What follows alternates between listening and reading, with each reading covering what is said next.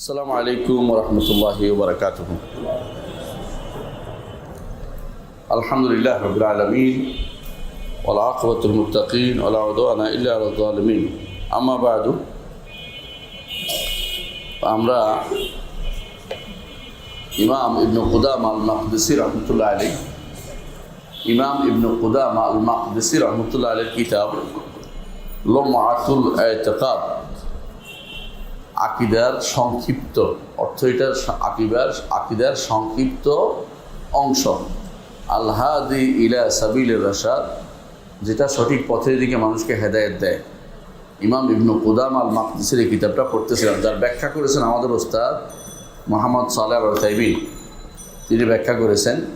তো আমরা এটা একটা অংশ পড়েছি, আজকে ইনশাআল্লাহ বাকি অংশ পড়ব ইনশাআল্লাহ। যে অংশ আমরা ইতিপূর্বে পড়েছি, আজকে এর বাকি অংশ পড়ব ইনশাআল্লাহ। আজকে ইতিপূর্বে আমরা যে সিফাতগুলি পড়েছি তার মধ্যে সেই সিফাতগুলোর মধ্যে হচ্ছে দুটি সিফাত বিস্তারিত পড়েছি। একটি হচ্ছে সিফাতুল ওয়াজহ, চেহারা, আল্লাহ তাআলার জন্য চেহারা সাব্যস্ত করা। এখানে কারা বিরোধিতা করে? আল্লাহ তাআলা চেহারা সাব্যস্ত করতে কারা বিরোধিতা করে আপনাদের মনে আছে কিনা? জাহমিয়ারা, মুতাজিলারা, শিয়ারা, খারেজিরা, আশারিরা, মাতুরিদিরা সবাই অস্বীকার করে। আল্লাহ তাআলা চেহারা অস্বীকার করে, অথচ চেহারার উপরে প্রচুর আয়াত এসেছে, হাদিস এসেছে, এরাগুলো অস্বীকার করে। বলতে পারেন আহলুস সুন্নাহ ওয়াল জামাআহ, সুল্লাতুম মিনান নাস, অল্প কিছু মানুষ আল্লাহর কোরআন আয়াতগুলো স্বীকার করে। বিরোধীকে আমরা তাকফির করে কিনা? না, সবাইকে কাফের বলি না, পাইকারিভাবে কাফের বলি না। যাদের উপর আমরা প্রমাণ প্রতিষ্ঠা করতে পেরেছি তারপরেও মানবে না, তাদের কাফের বলি। এর আগ পর্যন্ত পাইকারিভাবে আমরা কাফের বলি না। তবে আমরা কী বলি? পথভ্রষ্ট, অবশ্যই ফেরকার অন্তর্ভুক্ত, ফেরকা হয়ে গেছে 73 ফেরকার মধ্যে 72 ফেরকার অন্তর্ভুক্ত হয়ে গেছে, যখন মানবে না। কারণ কোরআনের একটি আয়াতের একটা অংশ মানা আর একটা অংশ না মানার কোনো সুযোগ নাই। আল্লাহ তাআলা কোরআনে বলেছেন, এই জন্য যারা কিছু মানে আর কিছু মানে না, তারা উলাইকুমুল কাফিরুন হাক্কান, তারা প্রকৃত কাফের। কিন্তু আমরা নির্দিষ্ট করে কাউকে কাফের করছি না, বুঝে আসছে? দ্বিতীয় গুণটি আমরা জেনেছি, আল ইয়াদান, সিফাতুল ইয়াদান, হাত। এটা ব্যাখ্যা করছিলাম, সিফাতুল ইয়াদ মনে নেই আপনাদের? আজকে এটা একটু এগিয়ে যাবো, অসুবিধা নেই। কোরআন এবং সুন্নাতে আল্লাহর জন্য হাত সাব্যস্ত করা হয়েছে। আল্লাহর জন্য দুটি হাত সাব্যস্ত করা হয়েছে। দুটি হাত কোথায় সাব্যস্ত করা হয়েছে? কোরআনেই আছে, বাল ইয়াদাহু মাবসুতাতানি, আল্লাহর দুটি হাত প্রসারিত, ইউনফিকু কাইফা ইয়াশা। প্রসারিত অর্থ হচ্ছে যেভাবে ইচ্ছে সেভাবে তিনি খরচ করেন।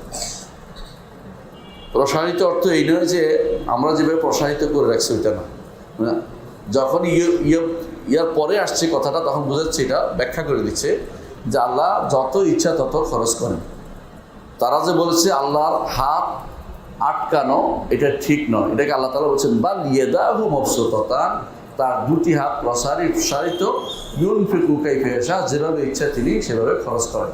এটা হচ্ছে আল্লাহ তাআলার হাত সাব্যস্ত করা হয়েছে। এটা বলেন নাই যে আল্লাহ তাআলার হাত নাই, এটা বলে নাই। হাদিসে আছে, রাসূলুল্লাহ সাল্লাল্লাহু আলাইহি ওয়াসাল্লাম বলেছেন, ইয়ামিনুল্লাহি মালআ, আল্লাহর দুটি হাত পরিপূর্ণ, লা ইয়াগিদুহা নাফাকা, কোনো খরচ এটাকে একটু কমায় না। সাহাহুল লাইলি ওয়ান নাহার, রাত দিন অনবরত দান করে যাচ্ছে। অন্য হাদিস, এই হাদিস শেষে আসছে, বিয়াদিহিল উখরা, তার আরেক হাতে আছে আল কাবদু, এক হাতে তিনি খরচ করছেন, আরেক হাতে আছে কাবদু, ইয়ারফাউ ওয়া ইয়াখফিদু, এক হাতে আছে তিনি কবজা করেন, কখনো তিনি ছাড় দেন, কখনো তিনি আবার ঢিল দেন, মানে ছাড় দেন, কখনো তিনি সংকুচিত করেন। অর্থাৎ মানুষের দাম, নিত্যদিনের দাম বাড়ে না, কমে না। মানুষের জীবন দেন, মানুষকে শান্তি দেন, অশান্তি সবই তার পক্ষ থেকে আসে। তো এইটাকে তিনি উল্লেখ করেছেন আল কাবদু আর অর্থ, বিভিন্ন অর্থ সেটা আসছে। তাহলে বোঝা গেল যে আল্লাহর জন্য দুটি হাত সাব্যস্ত করতে হবে। আল্লাহর জন্য হাত সাব্যস্ত করে কারা? আহলুস সুন্নাহ ওয়াল জামাআহ। করে না কারা? আবার জাহমিয়ারা করে না, মুতাজিলারা করে না, শিয়ারা করে না, খারেজিরা করে না, আশারি মাতুরিদিরা করে না। এর অর্থ হচ্ছে একমাত্র আহলুস সুন্নাহ ওয়াল জামাআহ কোরআন এবং সুন্নাহর সাথে আছে, তারা আল্লাহর জন্য হাত সাব্যস্ত করে, তবে আল্লাহর হাতের ধরন তারা সাব্যস্ত করে না, ধরন নাই। আল্লাহর জন্য দুটি হাত সাব্যস্ত করে। কয়টি হাত? দুটি হাত। কারণ আল্লাহ তাআলা কোরআনে বলেছেন সূরা সাদে, লিমা খালাকতু বিয়াদাইয়া, আদমকে তিনি বলেছেন, ইবলিসকে বলেছেন যে আদম, যাকে আমি দুই হাতে সৃষ্টি করেছি তাকে সেজদা করতে কে তোমাকে নিষেধ করলো? আমরা পড়েছিলাম ইতিপূর্বে যে আল্লাহ তাআলা তিনি হাত সাব্যস্ত, আল্লাহ তাআলা তিনি নিজ হাতে যে সমস্ত করেছেন বলে তিনি উল্লেখ করেছেন। তার মধ্যে একটা হচ্ছে আদম আলাইহিস সালাম, আরেকটা হচ্ছে জান্নাতুল আদন, আরেকটা হচ্ছে তাওরাত, আরেকটা হচ্ছে তাওরাত। এগুলিকে তিনি নিজের দিকে উল্লেখ করেছেন যে এগুলো লিমা খালাকতু বিয়াদাইয়া, যেমন বলেছেন ওখানেও হাদিসগুলিতে আসছে যে আমি তাদেরকে নিজে সৃষ্টি করেছি। বুঝে আসছে? আচ্ছা, অন্যান্য হাদিসেও আসছে। তো এখন কোনো কোনো হাদিসে আসছে এক বছর, বহু বছর, এগুলো আমি উল্লেখ করেছিলাম। এক বছর যেখানে হাত আসছে এটা মতলব বোঝানোর জন্য, আল্লাহর হাত আছে বোঝানোর জন্য। দুই বছর আসছে দুইটা বোঝানোর জন্য। বহু বছর যেখানে আসছে সেখানে দুটো অর্থ হতে পারে। একটা কোথাও অর্থ নিয়েছে যে দুই বা ততোধিক, আসলে বহু বছর। আর ওই ভাষাতে একের অধিক গেলেও বহু বছর না, বাংলাতে তো একের অধিক 2 বছরটা, আর ওই ভাষাতে বেশি বহু বছর, সেই হিসেবে বহু বছর শব্দ ব্যবহার করছে, দোষের কিছু না। আবার কোথাও কোথাও হাত বলে আল্লাহ তাআলা হাত যদি বোঝায় সেখানে কুদরতের অর্থ কত বহু বছর জায়গায় আসছে। 2 বছরের জায়গায় কোথাও 2 বছর যখন ব্যবহার, সেখানে কোথাও কুদরত অর্থ হয় না, 2 শক্তি হয় না। এই জন্য তো বোঝা গেল আল্লাহ তাআলার হাত সাব্যস্ত করতে হবে, দুটি হাত সাব্যস্ত করতে হবে। হাত দুটিকে দুটো ইয়ামিন বলবেন, ডান বলবেন? হাত দুটাকে ডান বলবেন? হ্যাঁ, কেলতা ইয়াদাইহি ইয়ামিন, হাদিসে আসছে তার দুটি হাতে ডান। কি অর্থে?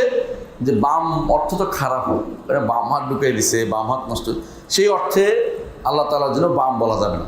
তবে দুটি হাত বলতে হবে, দুটি হাতে সম্মান সূচক বলতে হবে। আল্লাহর দুটি হাতে হচ্ছে বরকতময়, বরকতময়, ইয়ামিন অর্থ বরকতময়, এই জন্য বরকতময় সম্মান সূচক দুটি হাতে বলতে হবে। কিন্তু হাত দুটি, হাত দুটি, তো সেই দুটাকে ডান বাম, আমার ডান বাম হয়, আল্লাহর জন্য ডান বামের ব্যবস্থাপনা আপনি সেভাবে করবেন না। ইয়ামিন অর্থ বরকতময়, দুটি হাতেই বরকতময় সেভাবে সাব্যস্ত করতে হবে আল্লাহর জন্য। কথা বুঝতে পারছি? এটা আমরা গত দর্শে ছিল, আজকে সেটাকে শুধু টানার জন্য বলেছি। আজকে নতুন দর্শ করবো ইনশাআল্লাহ। আজকে দর্শ হচ্ছে নফস। আল্লাহর জন্য কি নফস সাব্যস্ত করব? অবশ্যই আল্লাহর জন্য নফস সাব্যস্ত করতে হবে, নফস সাব্যস্ত করতে হবে। আমি সিফাত কিনা এটা একটু পরে বলবো। আল্লাহর জন্য নফস সাব্যস্ত করতে হবে, কোরআন সুন্নাহ এবং ইজমা দিয়ে নফস সাব্যস্ত করব। তো কোরআনে কারীম আল্লাহ তাআলা বলেছেন কাতাবা রাব্বুকুম আলা নাফসি রাহমা, আল্লাহ তাআলা নিজের উপরে রহমত তিনি লিখে নিয়েছেন। কোথায় লিখে নিয়েছেন? হাদিসে আছে, রাসূলুল্লাহ সাল্লাল্লাহু আলাইহি ওয়াসাল্লাম বলেছেন, এই হাদিসের ব্যাখ্যায়, এই আয়াতের ব্যাখ্যায় তিনি বলেছেন আল্লাহ তাআলা তিনি যখন সব কিছু সৃষ্টি করেছেন, আসমান জমি সৃষ্টি করেছেন, তখন তিনি আরশের উপর একটা কিতাব আছে লিখেছেন।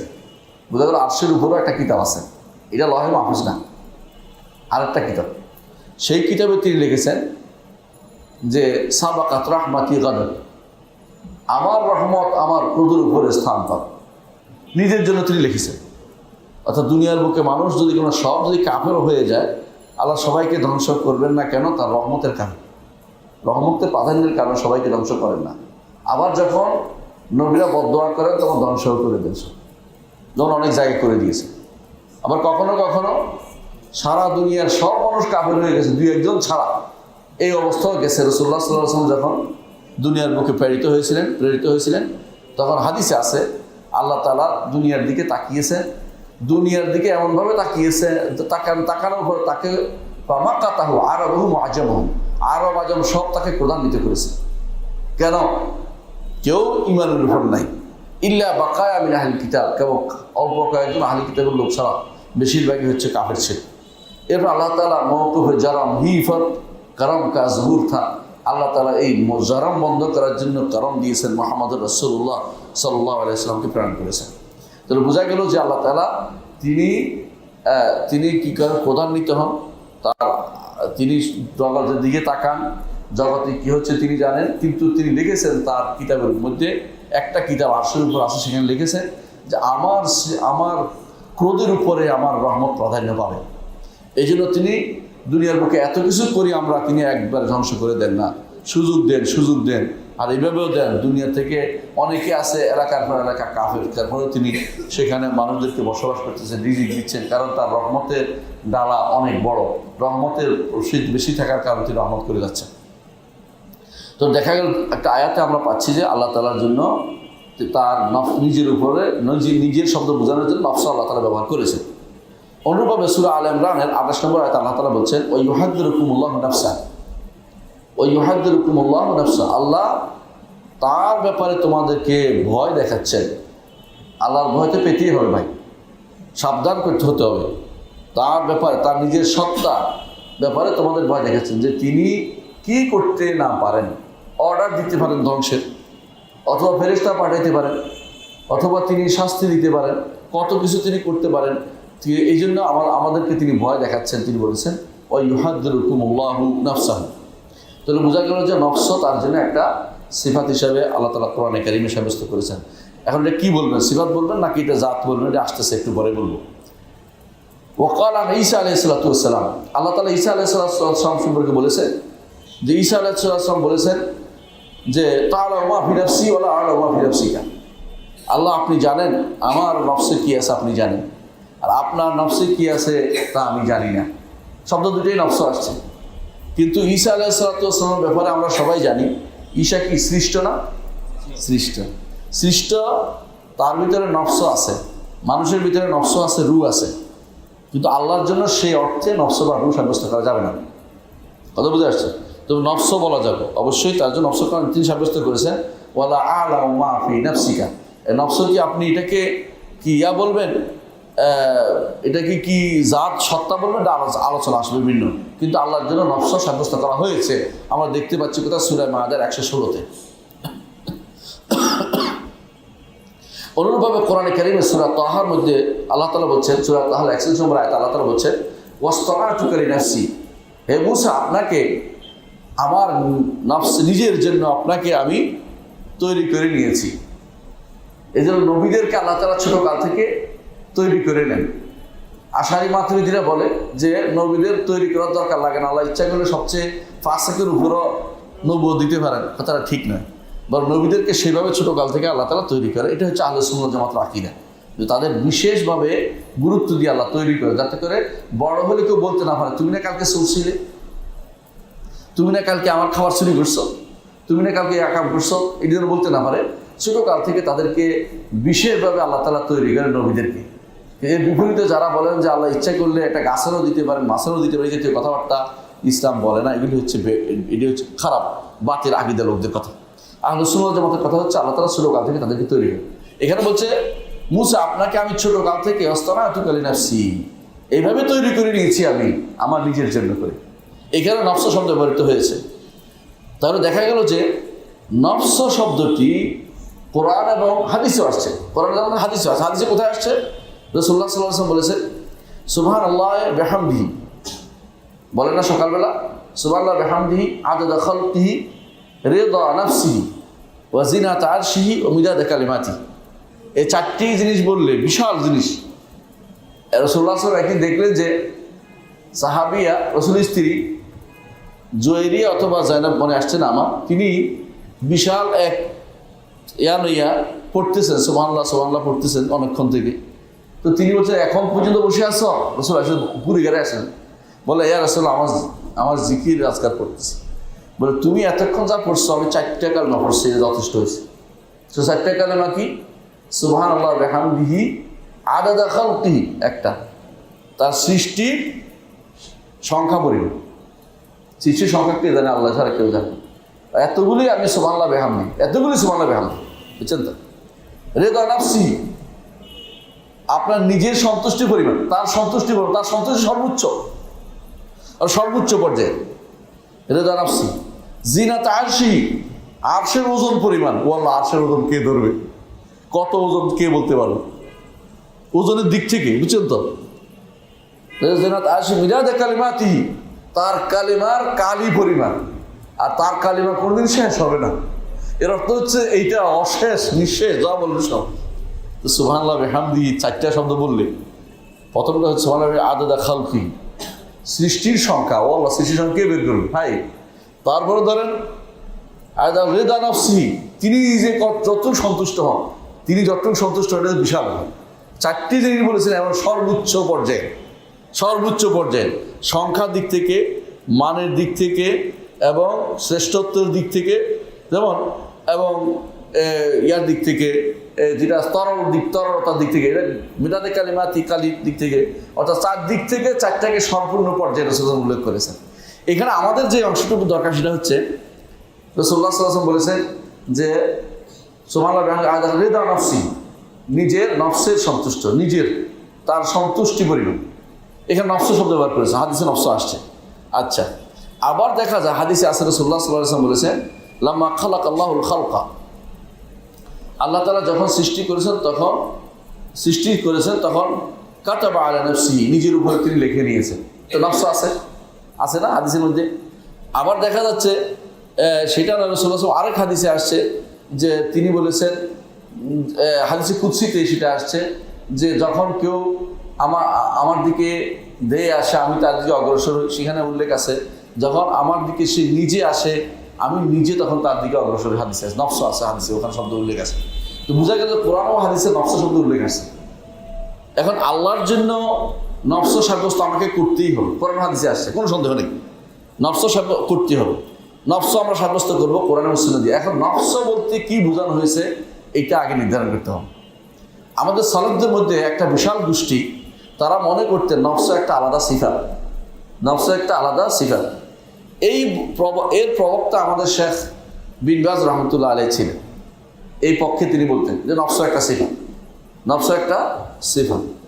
এর বিপরীতে উলামা, বিশেষ করে ইবনে তাইমিয়া রহমতুল্লাহ আলাইহি, ইবনে তাইমিয়া, ইবনে কাইয়িম এবং তাদের পরবর্তী অনুসারীরা তারা দেখেছেন যে কোরআনে কারীমে আল্লাহ তাআলা এবং হাদিসে, বিশেষ করে ইমাম বুখারী এই মতের প্রবক্তা, যে কোরআন সুন্নাহ ঘেটে বোঝা যায় নফস বলতে আল্লাহ সত্তাকে বুঝিয়েছেন, নফস বলতে আল্লাহর জাতকে বুঝিয়েছেন। বুঝছেন কিনা? নফস বলতে আল্লাহ জাতকে বুঝিয়েছেন এবং নফস বলতে আল্লাহ তাআলার শখসকে বুঝিয়েছেন। লা শাখসা আগিরুন, আল্লাহ যেমন আছে সেটা। ইমাম বুখারী রহমতুল্লাহ আলাইহি 3টা অধ্যায় বিন্যাস করেছেন সহিহ বুখারীতে এই নফস বোঝানোর জন্য। একটা আনছেন নফস দিয়া, একটা আনছেন জাত দিয়া, একটা আনছেন শখস দিয়া। বুঝিয়েছেন যে আল্লাহর সত্তাকে 3 ভাবে উল্লেখ করা যায়। কখনো আপনি বলবেন জাতুল্লাহ, আল্লাহর সত্তা, কখনো বলবেন নফসুল্লাহ, আল্লাহর সত্তা, কখনো বলবেন শখসুল্লাহ, আল্লাহর সত্তা। অর্থাৎ আল্লাহর সত্তাকে বোঝানোর জন্য 3টি শব্দ ব্যবহার করা হবে, ইমাম বুখারী রহমতুল্লাহ বলেছেন। এর বিপরীতে ইবনে খুজাইমা নফসকে আলাদা সিফাত মনে করতেন। তো এই হিসেবে আলেমদের মধ্যে এটাকে আলাদা মনে করার একটা প্রবণতা আছে, কিন্তু ইবনে তাইমিয়া রহমতুল্লাহ আলাইহি বলেছেন তার মজমু ফাতাওয়ার মধ্যে 14 নম্বর খণ্ডে 196-97 পৃষ্ঠা, আন-নাফসু হিয়া যাতুল মুকাদ্দাসা, নফস আর কিছু না, এটা তার জাতকে বোঝানো হয়েছে। এবং এই বুখারীর বক্তব্য এবং এটাই শুদ্ধ বেশি। তো বোঝা গেল যে নফস সিফাত হিসেবে আমাদের ইমামদের কোন দলে আছে সিফাত বর্ণনার ক্ষেত্রে, সিফাত হিসেবে আনছেন তো এক জায়গাতে, সিফাত হিসেবে আনছেন, যারা সিফাত হিসেবে আনছেন এই হিসেবে আনছেন যে আল্লাহ থেকে উল্লেখ করেছেন। কিন্তু ইমাম বুখারী রহমতুল্লাহ আলাইহির বক্তব্য সবচেয়ে বেশি সুন্দর এবং তারটা বেশি গ্রহণযোগ্য। নফস বলতে আল্লাহ তাআলার সত্তাকেই বোঝানো হয়েছে এখানে, কারণ নফস আলাদা কোনো কিছু না। 2 কারণে। 1 নম্বর কারণ হচ্ছে আমরা আরবিতে বলি, যারা আরবি জানে সহজে বুঝেন, বলেন যে যা যায়েদুন নফসুহু, অর্থ কি? জায়েদ নিজে এসেছে। এর অর্থ আলাদা হয় না যে জায়েদ আসছে তার আত্মা আসছে, এটা না। তার আত্মা মানুষের হয়, তারপরেও এখানে কিন্তু তাকিদ হয়। কি হয়? তাকিদ হয়। তো বোঝা গেল নফস শব্দ দিয়ে তাকিদ করাটা আরবি ভাষায় বহুল প্রচলিত এবং এই জন্য নফসটা তাকিদ অর্থে ব্যবহৃত হওয়ার কারণে সত্তা বিপরীতে ব্যবহৃত হয়। আবার কেউ দ্বিতীয় অর্থ হচ্ছে নফস বলতে মানুষের মতো যেন নফস না হয়ে যায়, কারণ মানুষের নফস তো সৃষ্ট, আল্লাহটা কিন্তু নফস, এটা কিন্তু রূপ না। বুঝলেন না? আমাদের মানুষের নফস একদিকে, নফস একদিকে রূপ। তো যেহেতু আমরা আলাদা সিফাত সাব্যস্ত করছি না, আমরা জাতকে বোঝানো হচ্ছে, নিঃসন্দেহে নফস আল্লাহ সাব্যস্ত করব, সেই হিসাবে অবশ্যই বলতে হবে আন-নাফসু হিয়া যাতুল মুকাদ্দাসা। ইবনে তাইমিয়া রাহমাতুল্লাহ যেটা বলছেন সেটা, নফস হচ্ছে অবশ্যই কি আল্লাহর সত্তাকে নফস বলা হয়েছে। হাদিসে একটা হাদিসে রাসূলুল্লাহ সাল্লাল্লাহু আলাইহি ওয়াসাল্লাম বলেছেন যে নফস সাব্যস্ত করতে হবে, এটাই মূল কথা। এখন এটাকে সিফাত না বলে আমরা কি বলেছি, অধিকাংশ জাত বলেছি, এটাই বিশুদ্ধ। আমাদের শেখ মাহমুদ সালেহ উসাইমিন অন্য জায়গাতে বলেছেন যে নফস বলতে জাতকে বোঝানো হয়েছে, আল্লাহ সত্তাকে বোঝানো হয়েছে। এটাই সত্য। এই জন্য আল্লাহর জন্য জাত বোঝানো হচ্ছে, এটার প্রমাণ হচ্ছে হাদিসে আছে, হাদিসে কুদসিতে, ইয়া ইবাদি, হে আমার বান্দারা, ইন্নী হারামতু যুলমা আলা নাফসি, আমি আমার নিজের উপরে জুলুমকে হারাম করেছি, ও জাআলতুহু বাইনাকুম মুহাররামা, এবং তোমাদের জন্য সেটাকে হারাম করেছি। বুঝা গেল? তো এখানে আমরা অনুবাদও করেছি নিজের উপরে, আমরা বলি নফসের উপরে। বুঝতে আসছে কথাটা? সুতরাং নিজের উপরে অর্থ হবে এখানে। ঠিক অন্য হাদিসে আছে, আনা ইনদা যান্নি আবদি বি, আমার বান্দা আমার জন্য যে ধারণা করে সেটার মধ্যে আছে, এর মধ্যে ওটার হাদিসের মধ্যে আছে যে সে যদি আমাকে তার নফসে আলোচনা করে, নিজের কাছে স্মরণ করে, যাকারতুহু ফি নাফসি, আমি নিজের কাছে তাকে স্মরণ করি, নিজে নিজে স্মরণ করি। ওয়াইন যাকারানি ফি মালাইন যাকারতুহু ফি মালাইন খায়রিন মিনহু, আমি যদি কোনো একটা মজলিসের মধ্যে আমার কথা আলোচনা করে, যেমন কোনটা, যেমন আজকের মজলিস, তাহলে আমি এর চেয়ে উত্তম মজলিসে তার কথা স্মরণ করি। উত্তম মজলিসে কারা? ফেরেশতাদের মজলিসে আল্লাহ তাআলা আমার কথা স্মরণ করে। আল্লাহ তাআলা আমাদের জন্য স্মরণ করে, আলহামদুলিল্লাহ, বিশাল ব্যাপার। এই জন্য আল্লাহর কথা যত বেশি আলোচনা হবে, এটাই জিকির। তো আমাদের যারা বেদাতি গোষ্ঠী আছে, এরা মনে করে যেখানে যেখানে জিকির আসে সব হচ্ছে কি হালকাই জিকির, সব হালকা বের করে ওরা শুধু শুধু হালকা দেখে, আর কিছু দেখে না। লাভ দিয়ে গাছে উঠে, মাছে উঠে, উপরে উঠে, নিচে নামে, এগুলি দেখে। কিন্তু জিকির, এই যে আল্লাহ স্মরণ করার অর্থ হচ্ছে আল্লাহ নিয়ে, আল্লাহ তাআলা আসমা ও সিফাত নিয়ে আলোচনা করে, এটা সবচেয়ে বড় স্মরণ। আল্লাহকে পরিচয় তুলে ধরা মানুষের কাছে নাম এবং গুণের মাধ্যমে, এটা হচ্ছে বড় স্মরণ। এইটা তারা কোনোভাবেই মানতে তাদের অন্তরে সায় দেয় না, কারণ তারা এটা মনে করে বিশাল হয়ে যাচ্ছে।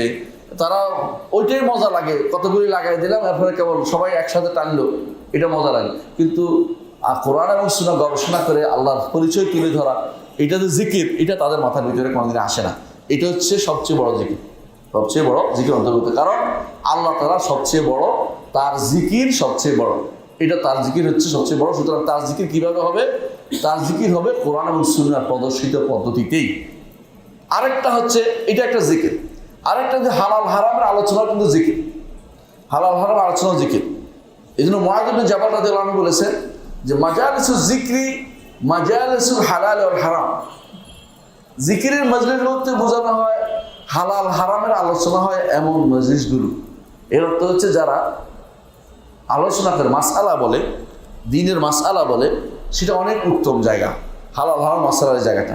ঠিক অনুরূপভাবে যারা আল্লাহ সম্পর্কিত আকীদার বিষয়ে আলোচনা করে, সেটা হচ্ছে উত্তম জায়গা। এর বাইরে জিকির, একাকী জিকির করলে, সুবহানাল্লাহ সুবহানাল্লাহ পড়লে আল্লাহ তিনিও আমার কথা স্মরণ করেন।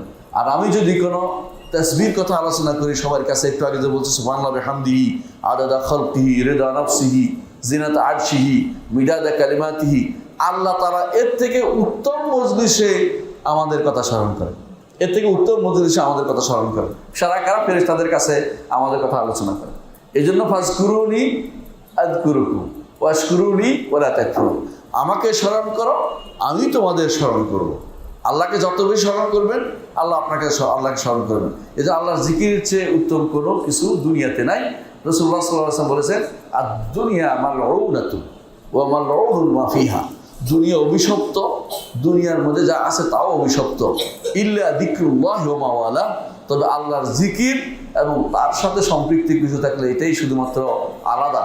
ও আলিম আও আলিমান আও মুতাআল্লিমান, অথবা যারা আল্লাহর জিকির শিক্ষা দেয় অথবা আল্লাহর জিকির যারা শিখে, এরা হচ্ছে সবচেয়ে দুনিয়ার শ্রেষ্ঠ জায়গা এটা। এই জন্য মাজালিসুল জিকির ফেরেশতারা, আমাদের এই মজলিসগিরি ফেরেশতারা আছে, এরা যদি কোনো আপনি বিশ্বাস না করেন তো আপনি হতভাগাদের অন্তর্ভুক্ত। বিশ্বাস করতে হবে এটা, কারণ আমাদের নবী মুহাম্মদ রাসূলুল্লাহ সাল্লাল্লাহু আলাইহি ওয়াসাল্লাম আমাদেরকে বলেছেন যে যখনই এরকম কোনো মজলিস হয়, সেখানে ফেরেশতারা কি করে, তাদের ডানা বিছিয়ে দেয়, হ্যাঁ, এবং সেখানে তারা বসে যায়। আল্লাহর পক্ষ থেকে সাকিনা নাজিল হয়, রহমত নাজিল হয়, এবং আল্লাহ তাআলা তার কাছে যারা আছে তাদের কাছে এদের কথা স্মরণ করে থাকেন। তাহলে এই জন্য আমাদের জন্য নফস একটা অবশ্যই সাব্যস্ত করতে হবে। নফস বলতে জাত না সিফাত, এই নিয়ে মতভেদের কি আছে, সুযোগ আছে। এটাকে জাত বলবো না সিফাত বলবো, তবে আমরা শেখ ইবনে তাইমিয়া রাহমাতুল্লাহির মত অনুসারে আমরা এটা কি বলি, জাতকে বোঝাচ্ছি। কি বলে? জাতকে বোঝানো হয়েছে। আচ্ছা, তাহলে আমরা নফস সম্পর্কে একটা আলোচনা শেষ করলাম ইনশাআল্লাহ। এর পরের আলোচনা সিফাত হচ্ছে 3 নম্বর সিফাত হচ্ছে 4 নম্বর সিফাত হচ্ছে সিফাতুল মাজি ওয়াল ইতিয়ান, আশা। আল্লাহ তাআলার আশা এবং আগমন করা। আমরা মাজি যা অর্থ কি আসছে, আতা অর্থ আসছে, কিন্তু ইচ্ছা করে দুটো অনুবাদ করছি ভিন্ন, তাতে করে বুঝেন যে দুটো ভিন্ন ভিন্ন। কোরআনে কারিমে দুটো আলাদা আসছে। আল্লাহ তাআলা উল্লেখ করেছেন, কোথাও বলছেন যে তিনি আসবেন, ওয়াজাআ রাব্বুকা ওয়াল মালাকু সাফফান সাফফা। এর আগে বলা হয় না নফস অস্বীকার করে কারা, নফস সিফাত অস্বীকার করে কারা, ঠিক ওই গোষ্ঠী অস্বীকার করে। এরা কারা? নফস বলতে সিফাত হিসেবে যারা অস্বীকার করে, সিফাত যারা আছে মনে করে এটা অস্বীকার করে। ও সিফাত নফস বলতে আল্লাহকে বোঝানো হয়েছে, এই হিসেবে যদি করা হয় অস্বীকার করা হয় না। কিন্তু যখন যারা বলে যে সিফাত হিসেবে আসছে, তখন সেই হিসেবে যারা বলে যে নফস, তারা প্রথমে তাসবিহ দিয়ে নেয়, মুসাব্বিহারা অস্বীকার করে, এর বাইরে সেটা আসে না। এখন দেখেন সিফাত যেটা এখন আসছে এটা হলো সিফাতুল মাজি ওয়াল ইতিয়ান, আশা এবং আগমন। আল্লাহ তাআলা আসেন, এইটা শুনলে আপনাকে কারা কারা বিরোধিতা করবে জানেন? জাহমিয়ারা, হ্যাঁ, আশারীরা, মাতুরিদিরা, শিয়ারা, খারেজিরা, মুতাজিলারা সব বিরোধিতা করবে। কেন? এইটা তাদের কাছে একেবারেই অস্বস্তিকর। আগের যে সিফাতগুলি ছিল, সিফাতগুলি ছিল সত্তাগত। এগুলি কি ছিল? সত্তাগত, বুঝছেন নি? মানে ধরেন আল্লাহ তাআলার হাত, এগুলো তো সত্তার অংশ, এগুলো তো আর কিছু করা নয়। অনুরূপভাবে চেহারা, এগুলো তো কিছু করা নয়। নফস যদি সিফাত ধরেন, সেগুলো কিছু করা নয়। কিন্তু আল্লাহ কিছু করেছেন, এইটা তাদের অসহ্য। আল্লাহ কিছু করেনি। যা রব্বুকা অর্থ কি? যা রব্বুকা অর্থ কি? আল্লাহ এসেছেন। সহজ হিসাব, আল্লাহ এসেছেন, আপনার রব এসেছেন, এটা তো আপনার রব এসেছেন। এরা বলছেন না না না, যা রব্বুকা করা যাবে, অর্থ করা যাবে না। কি করতে হবে? একটা অর্থ হচ্ছে অর্থ করব না, আর একটা অর্থ হচ্ছে আল্লাহর নির্দেশ এসেছে, আল্লাহর রহমত এসেছে, আল্লাহর অর্ডার এসেছে, আল্লাহ আসেন না। আর আমরা বলি যে হাশরের মাঠে আল্লাহ আসবেন, ওয়াজাআ রাব্বুকা ওয়াল মালাকু সাফফান সাফফা। অর্থ কি? আল্লাহ এসেছেন, ওয়াল মালাকু, আর ফেরেশতারাও আসেন, সাফফান সাফফা, কাতারে কাতারে। ফেরেশতারা কাতারে কাতারে আসবে, ফেরেশতারা হাশরের মাঠে কাতারে কাতারে আসবে। এবং ওয়াল মালাকু আলা আরজাইহা, এসে হাশরের মাঠে চারপাশ বন্ধ, বানানোর কোনো সুযোগ দিবে না।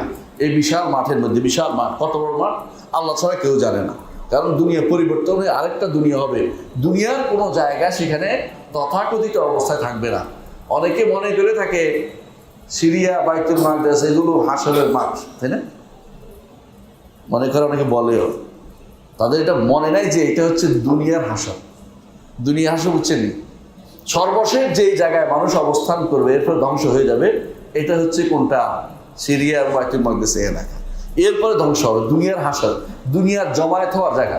আখিরাতের জমিন এটা নয়, আলাদা একটা জমিন হবে, যেই জমিনে কোনো পাহাড় পর্বত থাকবে না, যেই জমিনে কোনো গাছপালা থাকবে না, যেই জমিনে কারো কোনো চিহ্ন থাকবে না, লাইসা ফি আলামুল আহাদ, কারো কোনো চিহ্ন থাকবে না।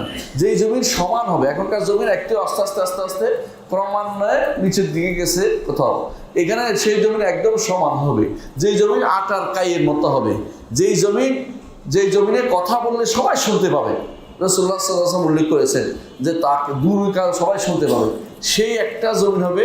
সেই জমিনে আল্লাহ তাআলা আসবেন, বুঝাচ্ছে ওয়াজাআ রাব্বুকা। এখন বলে কিভাবে আসবেন? আল্লাহ কোরআনে কিন্তু একটা কিভাবে আসবে আমরা জানি না, তবে একটা কথা বলেছেন, দেখি হাল ইয়ানজুরুনা ইলা আয়াতিহি ফি যুলালিন মিনাল গামাম। ফি যুলাল অর্থ কি? ছায়া, গামাম অর্থ কি? মেঘ। মেঘের ছায়ার সাথে আসবে, মেঘের ছায়ার সাথে আসবে, বুঝছেন কথাটা? মেঘের ছায়ার অধীন নয়। যদি মনে করে কেউ মেঘের ছায়ার ভিতরে আসবে, যায় না, এটা একদম কুফরি কালাম। কারণ আল্লাহ তাআলাকে কেউ পরিবেশন করতে পারে না। সুতরাং মেঘের ছায়াও থাকবে, আল্লাহ তাআলা আসবেন সেই হিসাবে, বুঝছেন তো? আল্লাহ তাআলা সেই হিসাবে আসে উপস্থিত হবেন। তো এরপরে বলেছেন ওয়াল মালাকু, ফেরেশতারা কিভাবে আসবেন? কাতারে কাতারে হাজির হবে। এখন যারা অস্বীকার করে আসা, তাদেরকে আপনি যদি জিজ্ঞাসা করেন আল্লাহ ফেরেশতারা কি হাশরের মাঠে আসবে, বলে হ্যাঁ আসবে, স্বীকার করবে। তাদেরকে জিজ্ঞাসা করেন, আপনি যদি কোনো অস্বীকার করেন যে হাসরের মাঠে ফেরেশতা আসা কেউ অস্বীকার করলে আপনি কি বলবেন? বলবে কাফের। আল্লাহ বলছে কোরআন। ঠিক এই অংশ, আগের অংশটা জিজ্ঞাসা করেন, তো আল্লাহ হাসরের মাঠে আসাকে আপনি অস্বীকার করলে কি বলবেন? আল্লাহ হাসরের মাঠে আসে না। কিন্তু একই রাতের অর্ধেক মানিটা কেমন হইল? কয় না, এটা তো হইতে পারে না, এটা হইলে তো আল্লাহ হরকত হয়ে যায়। হরকত তো সৃষ্টির গুণ, নড়াচড়া করা সৃষ্টির গুণ। আল্লাহ চালা আমার হরকত করতে আসবেন কি জন্য? হ্যাঁ, হাসরের মাঠে তিনি আসবেন কি জন্য? এটা মানে তিনি নির্ধারণ করে দিবেন, যেন ব্যক্তি নির্ধারণ আল্লাহ কি করবে না করবে। নাউযুবিল্লাহ। এই জন্য আল্লাহ তাআলা এই মাজি আশা, হ্যাঁ, যা আর সিফাত, যা থেকে ফেল, ফেল থেকে মাজি একটা সিফাত। কিন্তু আল্লাহ তাআলাকে যা বলা যাবে না, নাম বলা যাবে না। কিন্তু ফেল থেকে সিফাত হয়ে প্রমাণ হচ্ছে যা থেকে মাজি সিফাত আসছে। তো মাজি একটা সিফাত। আরেকটা সিফাত হচ্ছে যে এতিয়ান, আল্লাহ আসবেন। ইয়াতিয়া রব্বুক, আইয়াতিহুমুল্লাহ, আল্লাহ আসবেন হাসরের মাঠে। তো দুটোই অর্থ কাছাকাছি। আসা, আগমন করা পার্থক্য আছে, শব্দ পার্থক্য। দুটোই আল্লাহ তাআলার জন্য এই গুণ দুটা অবশ্যই সাব্যস্ত করতে হবে। কিভাবে সাব্যস্ত করবেন? হাদিসের মধ্যে উল্লেখ আছে একটা, কিভাবে আসবেন। হাদিসের মধ্যে আছে, রাসূলুল্লাহ সাল্লাল্লাহু আলাইহি ওয়াসাল্লাম বলেছেন যে যখন হাসরের মাঠে সবাই একত্রিত হবে, হবে না? হবে। আল্লাহ তাআলা তখন বলবেন যে যার ইবাদত করতো তার পিছনে চলো। তখন একদল গোষ্ঠী যারা সূর্যের ইবাদত করতো, সূর্যের মতো একটা বানিয়ে দেবে, এর পিছনে চলতে চলতে জাহান্নামে চলে যাবে। আরেক দল যার ইবাদত করতো, যে যেটা ইবাদত করতো, চন্দ্রের ইবাদত করতো, চন্দ্রের মতো একটা বানিয়ে দেবে, এটা সামনে সামনে জাহান্নামে চলে যাবে। অর্থাৎ শেষ, এটা শেষ, এটা আর কোনো কথা নেই, জাহান্নামে চলে গেছে। আরেক গোষ্ঠী যারা মূর্তি পূজা করতো, মূর্তি একটা বানিয়ে দেওয়া হবে, এটা পিছনে হাঁটতে হাঁটতে জাহান্নামে চলে যাবে। লেফট রাইট, সব লেফট রাইট করে চলে যায় জাহান্নামে। বাকি থাকবে, রাসূলুল্লাহ সাল্লাল্লাহু আলাইহি ওয়াসাল্লাম বলেছেন, হাত্তা ইযা লাম ইয়াবকা ইল্লা মা ইয়াবুদুল্লাহ আতাহুম রাব্বুল আলামিন। সবশেষ বুখারী মুসলিমে আসছে, সবশেষ দুই উভয় হাদিসে, বুখারীতে আসছে, মুসলিমও আসছে, যে যখন কোনো কিছু অবশিষ্ট থাকবে না, সব চলে গেছে, বাকি থাকবে কে? আর থাকবে শুধুমাত্র ঈমানদাররা, যারা আল্লাহর ইবাদত করতো। আর এই উম্মতের ভিতরে তখন মুনাফিকরা থেকে যাবে, কারণ মুনাফিকরা বাহ্যিকভাবে আর কিছুর ইবাদত করতো না। বুঝা গেছে? তো এরা ওই সময় ভিতরে ভিতরে ঢুকে থাকবে। তো ওই সময় আল্লাহ তাআলা হাসরের মাঠে আসবেন, আসে বলবেন যে আনা রব্বুকুম, আমি তোমাদের রব। তো ঈমানদাররা কি বলবে? না, আপনি আমাদের রব না, আপনি আমাদেরকে রব হলে আমার রবকে আমরা চিনব। তাহলে কিভাবে চিনবে? বলে তার পায়ের নলা দিয়ে আমরা চিনব। তখন আল্লাহ তাআলা তার পায়ের নলা উন্মুক্ত করবেন, তাকে বলবেন যে সিজদা, সবাই সিজদায় পড়ে যাবে। হ্যাঁ, ইয়াউমা ইউকশাফু আন সাকিব ওয়া ইউদআউনা ইলা সুজুদ ফালা ইস্তাতিউন। তখন মুনাফিকরা সিজদা করতে পারবে না। মুনাফিকরা পিঠ একদম কাসায়া আসিল বাকান, গরুর শিংয়ের মতো হয়ে যাবে।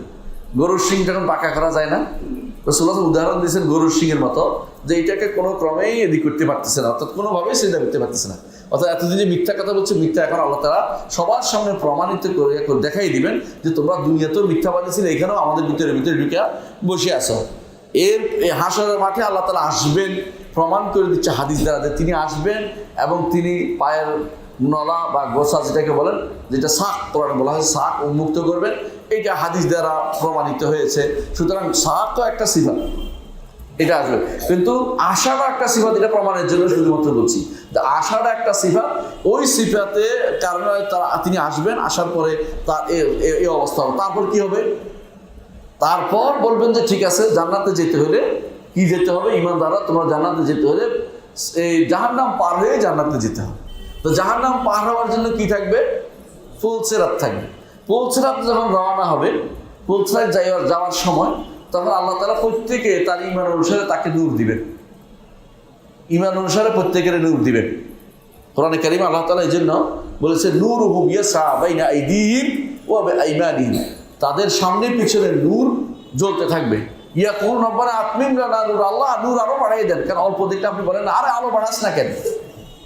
আল্লাহ তাআলাকে আমরা তখন বলবো যে আল্লাহ নূর বাড়িয়ে দেন। আতমিম লানা নূরানা ওয়াগফির লানা, আমাদের ক্ষমা করে দেন, আল্লাহ বাড়িয়ে দেন, নূর দেন, নূর দেন বলতে থাকবো। রাসূলুল্লাহ সাল্লাল্লাহু আলাইহি ওয়াসাল্লাম নূরের জন্য প্রতিদিন সালাতে আসার সময় দোয়া করতেন। এই নূরের জন্য কি দোয়া করতেন? আল্লাহুম্মা জাল ফি কলবি নূরা অফি লিসানি নূরা অফি সামরি নূরা অফি বাসারি নূরা ওয়ান ইয়ামিন নূরা শিমালি নূরা ফাওকি নূরা তাহতি নূরা। এরপরে ওয়ান লিসানি নূরা, দামি নূরা, মুখি নূরা, ওয়া আসাবি নূরা, ওয়াজআল লি নূরা, ওয়াজআল লি নূরা, ওয়া আযিম লি নূরা, ওয়া আযিম লি নূরা, ইজআল লি নূরা। এইভাবে আল্লাহ তাআলা 25টা নূর চাইতেন, 25টা নূর চাইতেন। এই জন্য হাদিসটা পড়বেন, কোথায় পাবেন? হেসনুল মুসলিমে পাবেন। হেসনুল মুসলিম যার কাছে পড়ে নেবেন, হাদিসটা মুখস্থ করে নেবেন, প্রতিদিন আসা না আসা নূর চাইবেন, কারণ এই নূর আপনার দরকার। জান্নাতে যেতে হলে নূরটা দরকার।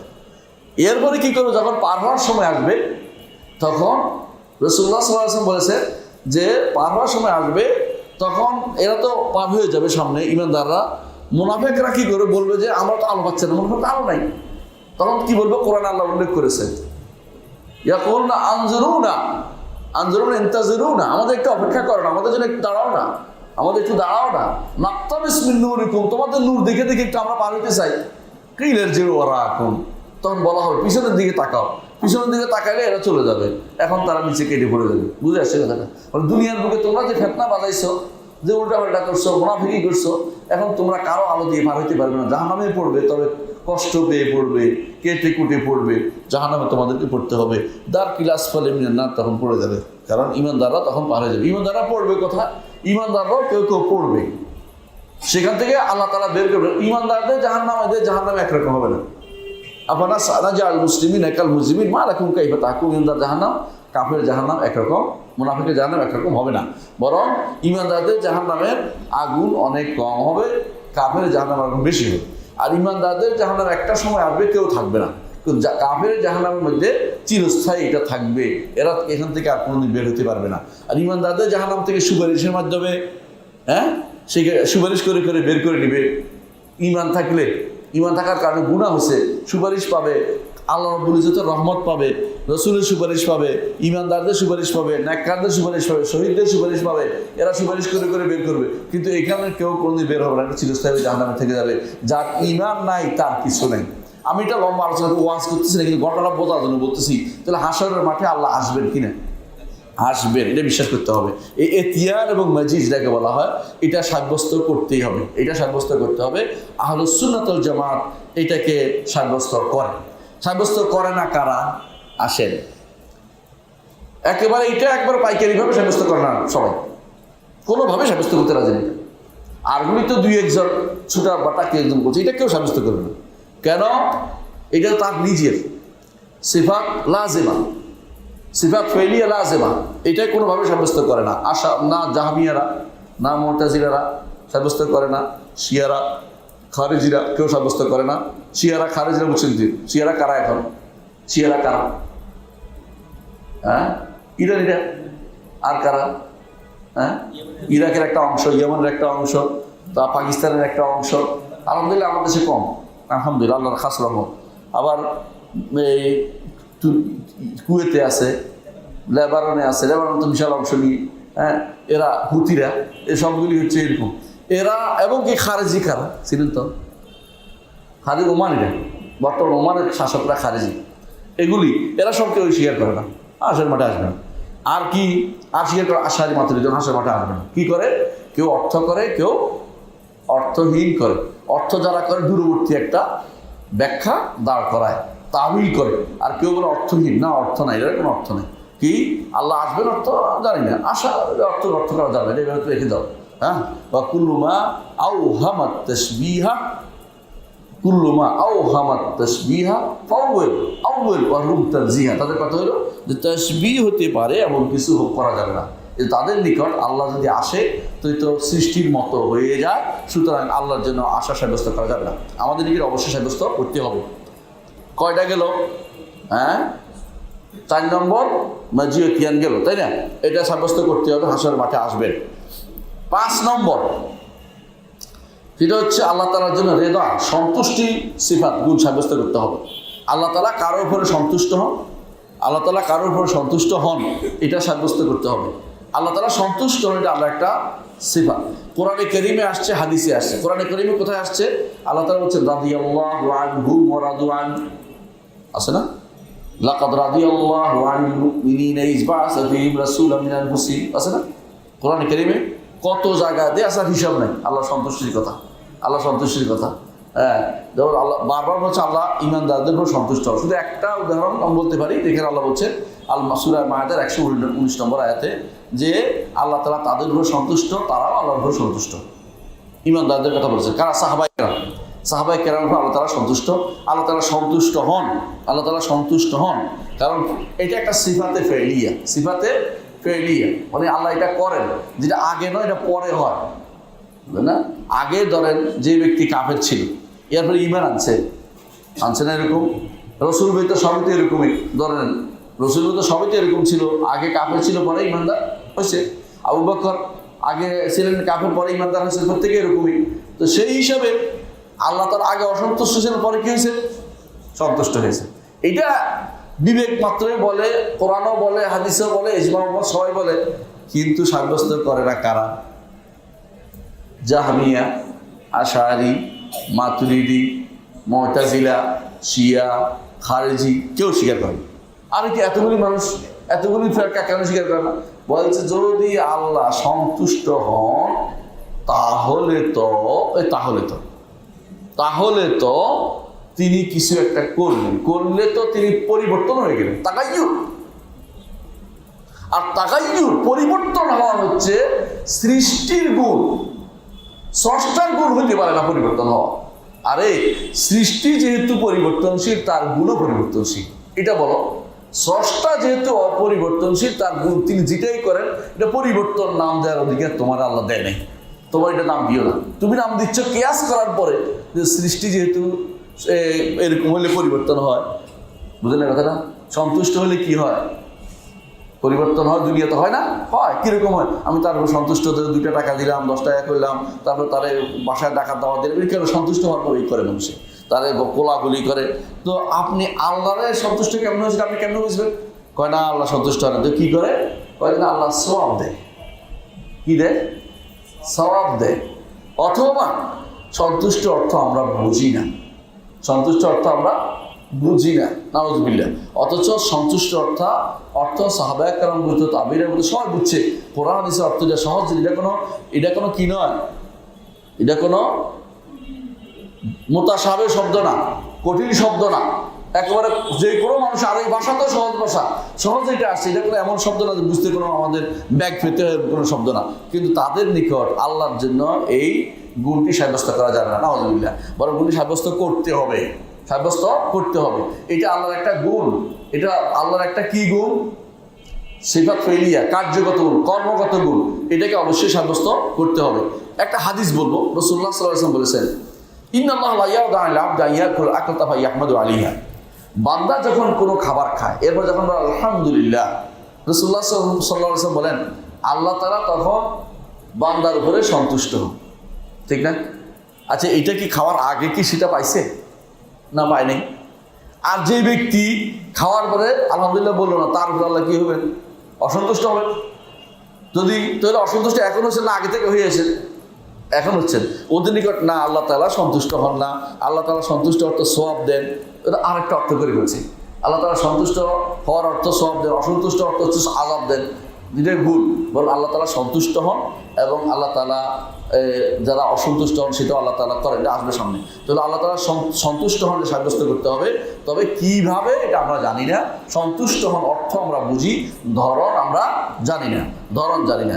কোনোভাবে এটাকে সওয়াবের অর্থে করা যাবে না। এই জন্য যারা এটাকে অস্বীকার করে, মুতাজিলারা সবগুলি অস্বীকার করছে, একটাও বাদ দেয় নাই। আর জাহমিয়ারা নামও অস্বীকার করেছে, আল্লাহর নামও বলা যাবে না। ফালাসিফারা নামও বলা যাবে না, সিফাতও বলা যাবে না, কর্ম অস্বীকার করেছে, আল্লাহ সৃষ্টিও করেন নাই। তো সৃষ্টি কেমন হয়েছে? সৃষ্টি হয়েছে নবম পলক ঘুরতে একটা আলাদা হয়ে আসছে। সৃষ্টি এখানে পড়ছে, একটা খণ্ড পড়ছে, এটা এখন বৈজ্ঞানিক দাম দিয়ে চালু করছে। তো একটা পৃথিবী আর একটা অন্য গোলক থেকে আসা পড়ছে, এখানে আটকে গেছে, এটা এদিক সেদিক যায় না, মানে বানাইছে একটা বসে নাউজুবিল্লাহ। অর্থাৎ তারা যারা তথাকথিত দার্শনিক, এরা আল্লাহ তাআলা সৃষ্টি করছে এটাও বলতে রাজি নেই। জাহমিয়ারা আল্লাহর ফেল সাব্যস্ত করে, আল্লাহর নাম নাই। আর মুতাজিলারা আল্লাহর ফেল সাব্যস্ত করে, নাম সাব্যস্ত করে, গুণ নাই। আর আশারি মাতুরিদিরা আল্লাহর কিছু গুণ, অল্প কয়টা গুণ মানে, বেশিরভাগ গুণে তারা অস্বীকার করে। কিন্তু আহলুস সুন্নাহ ওয়াল জামাত সমস্ত গুণকে তারা স্বীকার করে নেয়। এই জন্য আমাদেরকে সমস্ত গুণকে স্বীকার করে নিতে হবে। এইটা হলো 5 নম্বর গুণ। আল্লাহ তাআলা 5 নম্বর এটা সিফাত ফাইলিয়া, আল্লাহ তাআলা সন্তুষ্ট হন। আর এরপরে হচ্ছে আল্লাহ তাআলা ভালোবাসেন। আল্লাহ তাআলা ভালোবাসেন, এটা কত নম্বর গুণ? 6 নম্বর গুণ। দলিল কি আল্লাহ কোরআনে বলছেন ইউহিব্বুহুম ওয়া ইউহিব্বুনাহু।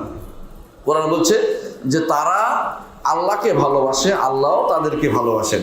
আচ্ছা বলেন তো ভালোবাসার গুণটা এটা কি? আপনি বলতে পারবেন যে সবাইকে আল্লাহ ভালোবাসে? না, কাফেরদের আল্লাহ ভালোবাসেন না। আবার কি বলতে পারবেন যে সবাইকে আল্লাহ ঘৃণা করে? না, ঈমানদারদেরকে আল্লাহ ঘৃণা করেন না। তাহলে এখন আপনাকে বলতে হবে যখন ঈমান আনছে তখন আল্লাহ ভালোবাসছে, যখন কুফরি করছে তখন আল্লাহ ঘৃণা করছে। তাহলে বোঝা গেল যে সিফাতে ফেলিয়া বা কর্মগত গুণটি যখন ইচ্ছা তখন হয়। সব সময় এটাকে যে সব সময়ের জন্য সাব্যস্ত করে দিচ্ছি এইটা বলা যাবে না, যে আমি সব সময় একটা ঠিক স্থির হয়ে রয়েছে এটা বলা যাবে না।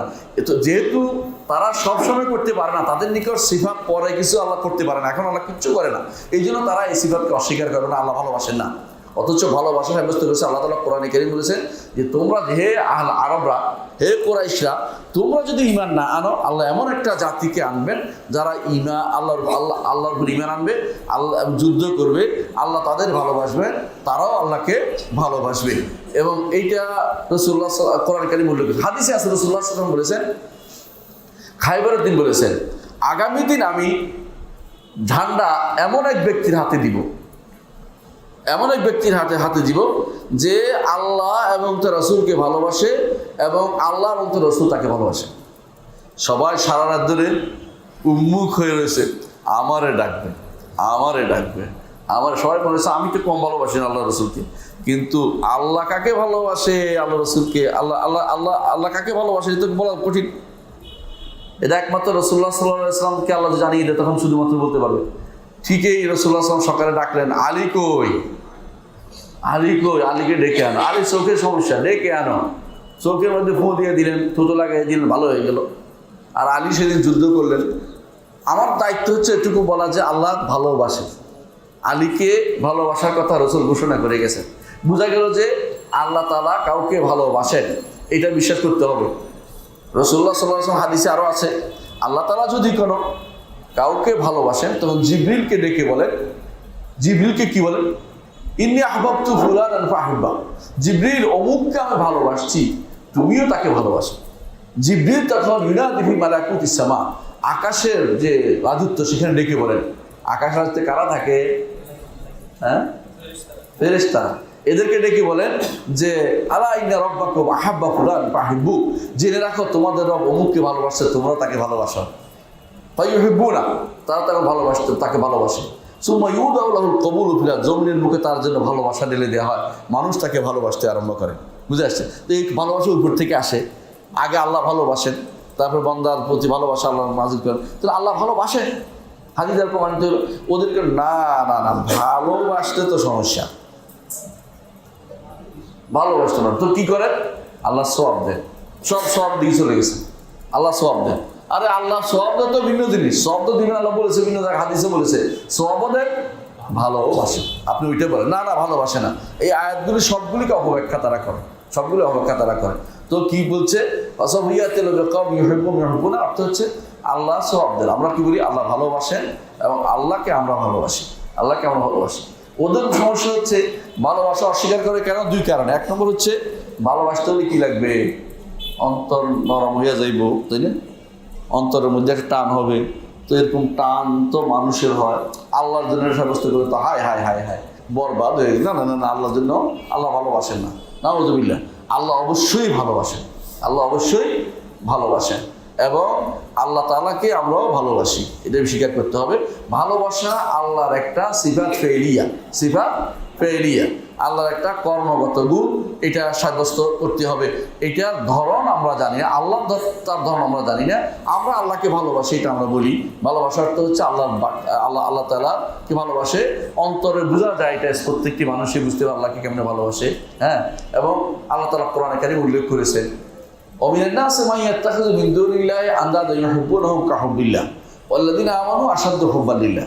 মানুষের মধ্যে কিছু মানুষ আছে আল্লাহর সাথে আরো কিছু শরীক সাব্যস্ত করে, শরীক সাব্যস্ত করে এইগুলিকে আল্লাহকে যেমন ভালোবাসে সেরকম ভালোবাসে।